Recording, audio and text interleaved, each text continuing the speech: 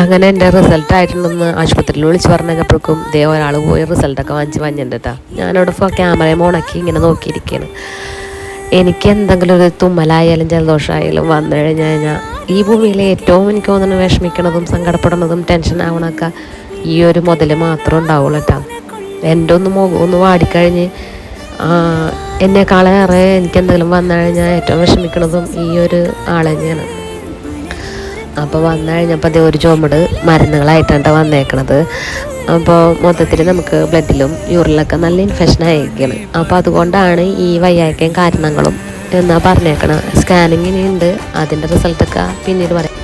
ഞാനപ്പോൾ പഴയതുപോലെ ഇനി ചിരിച്ചും കളിച്ചും ഒന്ന് ആക്റ്റീവ് ആയാലേ ഈ മുഖവും തെളിയോളട്ടോ. അപ്പോൾ ഈ മുഖം ഒന്ന് തെളിയാൻ വേണ്ടിയിട്ടാണ് ഞാനിങ്ങനെ ഇടയ്ക്കെങ്കിലും ഒരു വീഡിയോ ഒക്കെ ചെയ്യുമ്പോൾ ആൾക്ക് ഭയങ്കര സന്തോഷമാണ്.